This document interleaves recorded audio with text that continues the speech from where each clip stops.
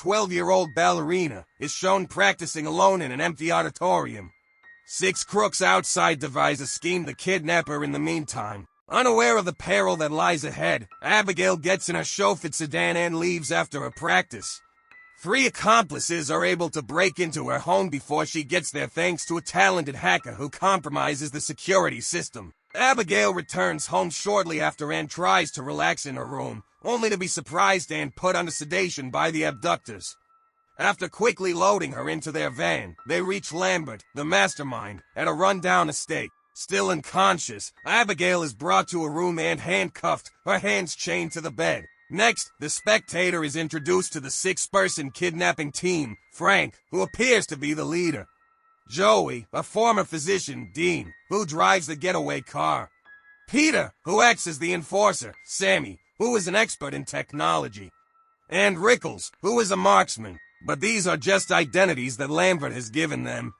He stresses the need for confidentiality and takes away their phones to make sure the round-the-clock activity stays under wraps. Lambert reassures the crew that the most difficult portion of the kidnapping is over and that all that's left to do is keep Abagail under observation. Joey inquires about Abigail's father, and Lambert reveals that he is a very wealthy man who is going to lose a sizable $50 million inheritance. He tells them that after the ransom is paid, they may all split the $7 million share and go their separate ways. After saying he'll see them in a day, Lambert leaves the mansion. Later, everyone starts drinking, but Joey says she needs to get back with her son right now. As Dean begins to speculate about each member's background, Joey steps in and clears his misconceptions. Next, the group wagers on Joey's ability to correctly guess each member's personal narrative.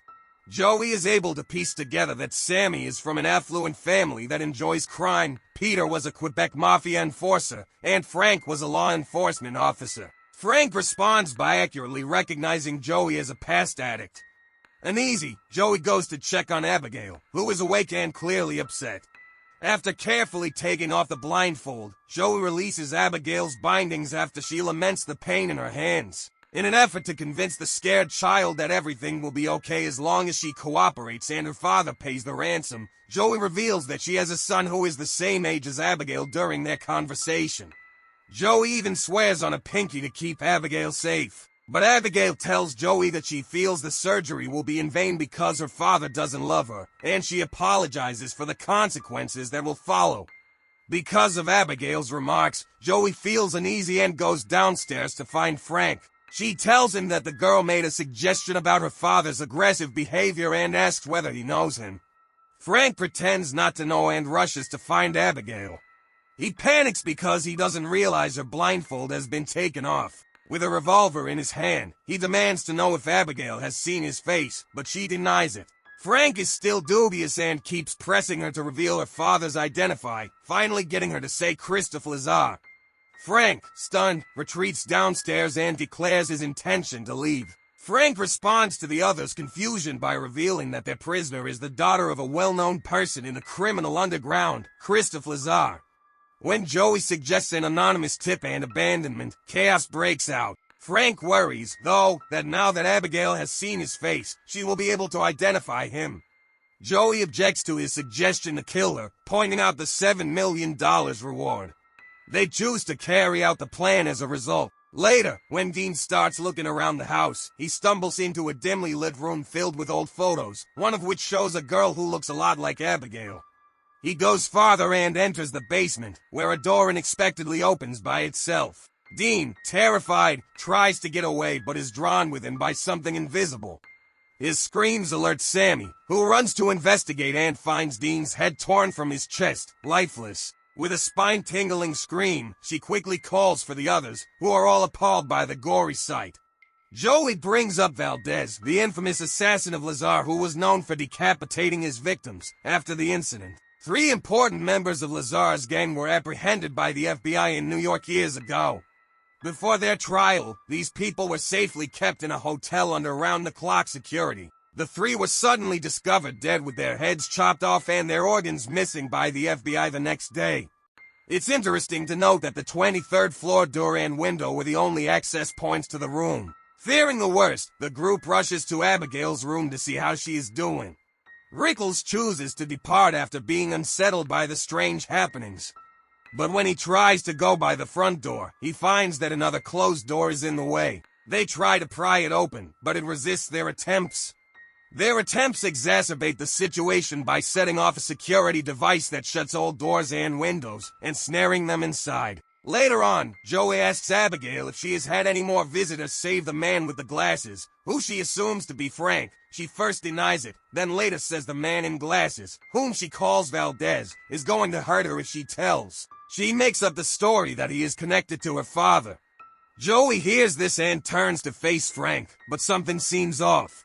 Joey turns around and notices Rickles is standing oddly. She is shocked to see that he is seriously hurt as she gets closer to him. Rickles collapses from his injuries before he can say anything. When Joey calls the gang back together in the following scene, she reveals Abagail's previous confession and charges Frank with a double murder, branding him as the infamous Valdez. Frank vigorously refutes the accusations, implying that Abagail is using them as leverage against one another.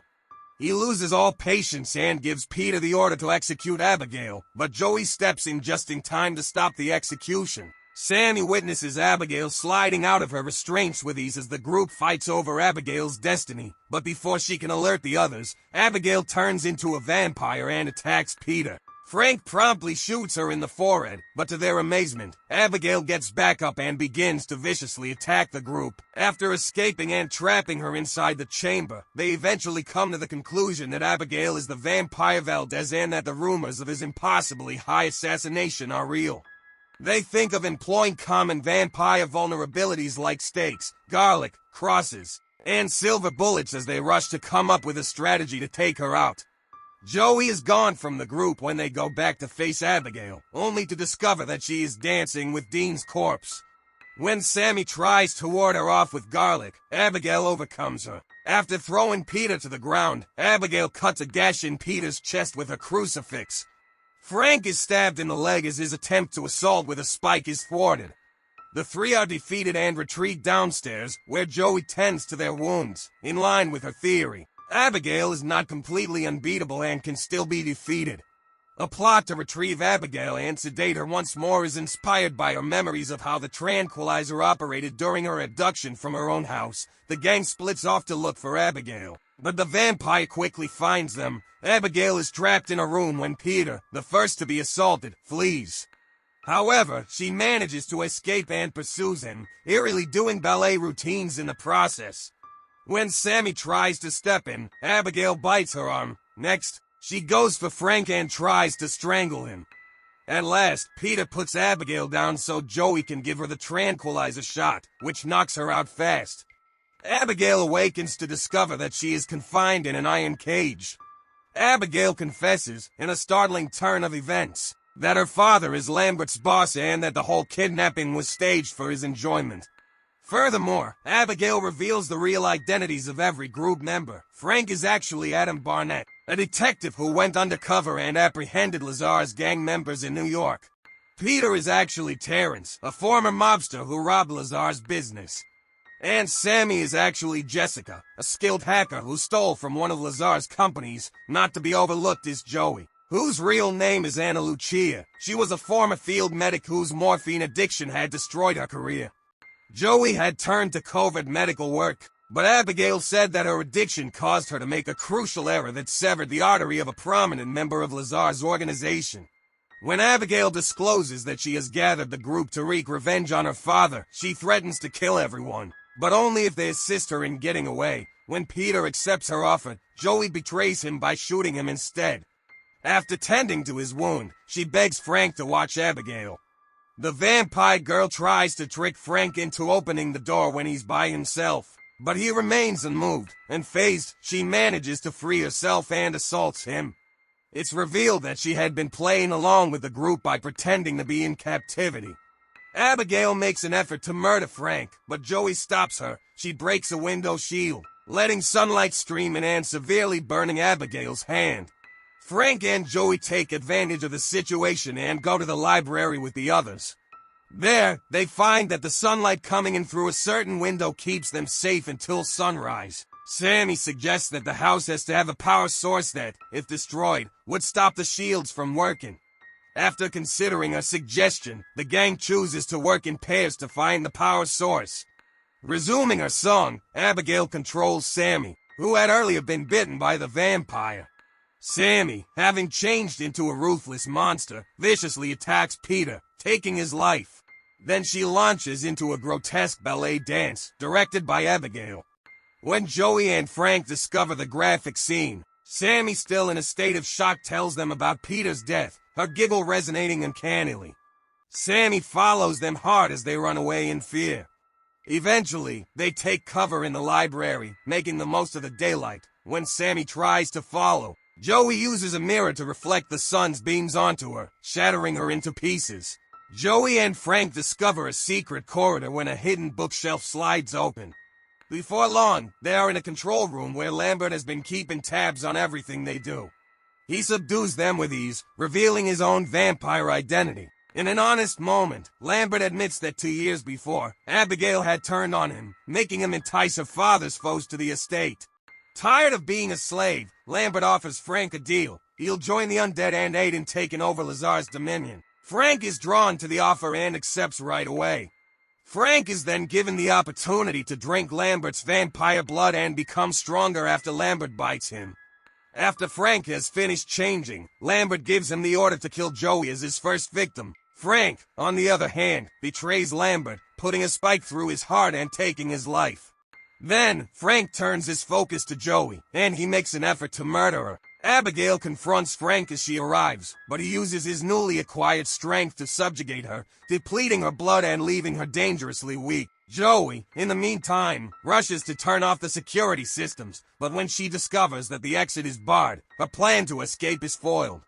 Frank quickly gets her cornered, playing with her as if she were a rag doll, hoping to turn her into a mindless vampire pawn. Aware of her personal weakness, Abagail suggests forming a coalition with Joey to defeat Frank jointly. Even with their combined might, they are unable to harm him. With the intention of enslaving her, Frank grabs Joey and bites her. Joey deceitfully poses as compliant when he gives her the order to assassinate Abagail, but she later turns against him. After a bloody struggle in which they ultimately overpower Frank and impale him with a spike until his body disintegrates, Abagail enters the fray. After Frank dies, Abagail tells Joey that she is no longer under the vampire's curse and praises her. Joey is accosted as she gets about to leave by Christophe Lazar, Abagail's father, who is seeking revenge for what he believes to be her kidnapping. But Abagail steps in, saying that Joey saved her life, and Lazar ends up sparing her, letting Joey covered in blood leave the mansion. To ensure you never miss any updates on new videos, kindly click the bell icon and subscribe to my channel. Thanks for watching.